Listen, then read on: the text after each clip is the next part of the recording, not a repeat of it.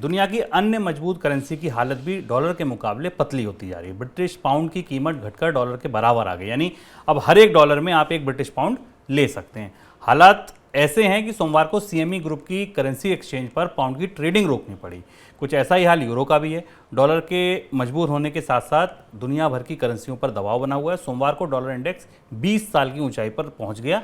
Index ने 114.44 का ऊपरी स्तर छुआ। सर, पाउंड की इतनी बुरी हालत क्यों हो गई?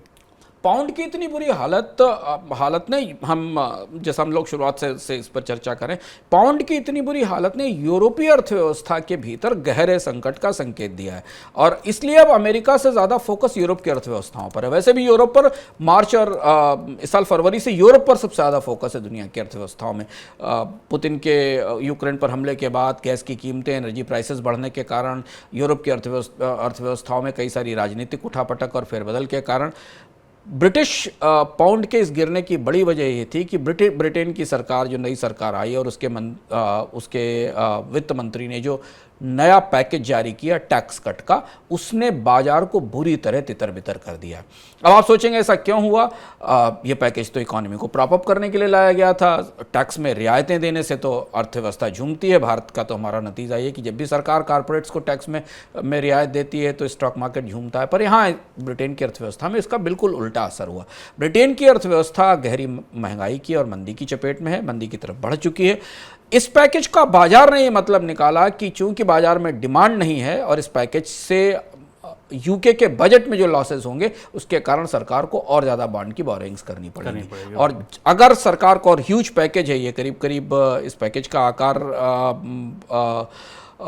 फिलहाल जो घोषित किया गया है, ये इस पैकेज से का असर बाजार पर हमें दिखाई दिया कि पाउंड के पर दबाव बना, क्योंकि महंगाई के बीच में अगर सरकारें और ज़्यादा कर्ज लेने के लिए आगे जाने की तैयारी करती हैं तो उसका असर बाजार के सेंटीमेंट पर पड़ता है और इसलिए इस पूरे पैकेज से अर्थव्यवस्था को कोई फ़ायदा होता नहीं दिखाई दिया। और हमने ये देखा कि इन्फ्लेशन 10% के रिकॉर्ड पर है, 9.9% के रिकॉर्ड पर है और इन टैक्स कट्स के सहारे लोग बाजार में कोई अर्थव्यवस्था में कोई रिकवरी होती नहीं देख रहे हैं, बल्कि उनको ये लग रहा है कि आने वाले समय में जब लोग खपत ही नहीं होगी, महंगाई इतनी बढ़ी हुई होगी, तो सरकार के पास टैक्स का कलेक्शन कम होगा और उसे और ज़्यादा कर्ज उठाना पड़ेगा और इसका असर हमें पाउंड पर दिखाई पड़ा। पाउंड ऑलमोस्ट डॉलर की पैरिटी में पहुंच गया और पाउंड की इतनी बड़ी गिरावट ब्रिटेन की अर्थव्यवस्था में मंदी का इशारा कर रही है।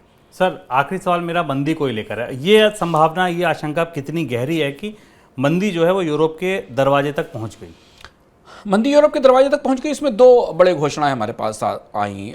एक तो ब्रिटेन को लेकर जो घोषणा हमारे सामने आई वो ब्रिटेन के अपने बैंक ऑफ इंग्लैंड ने ही कही। बैंक ऑफ इंग्लैंड ने ही कहा कि ब्रिटेन की अर्थव्यवस्था शायद अगले 1 महीने से आधिकारिक रूप से मंदी में चली जाएगी। दूसरी भविष्यवाणी आज OECD की तरफ से आई, जो कि विकसित देशों का संगठन है। उसके मुताबिक जर्मनी 2023 में आधिकारिक रूप से मंदी में प्रवेश कर जाएगा और कुछ और भी अर्थव्यवस्थाएं जो ऑलमोस्ट मंदी के किनारे खड़ी हुई हैं, दक्षिणी यूरोप, सदर्न यूरोप की अर्थव्यवस्थाएं, उन पर भी मंदी की आशंका गहराती दिखाई दे रही है। एक और महत्वपूर्ण समस्या जो यूरोपीय अर्थव्यवस्था में हमें दिखाई दे रही है वो ये कि यूरोप की अर्थव्यवस्थाएं यूरोजोन के अंदर हमें अब अलग अलग देशों के पर इस पूरे संकट के अलग अलग असर दिखाई दे रहे हैं। हालांकि पाउंड उससे बाहर है पर वो यूरोप का हिस्सा है। पर जर्मनी ज़्यादा गहरे दबाव में है, फ्रांस उतने दबाव में नहीं है। यूरोप की बाकी अर्थव्यवस्थाओं में ब्याज दरों में अलग अलग तरीके से बदलाव और महंगाई की दर में अलग अलग बदलाव दिखाई दे रहे हैं।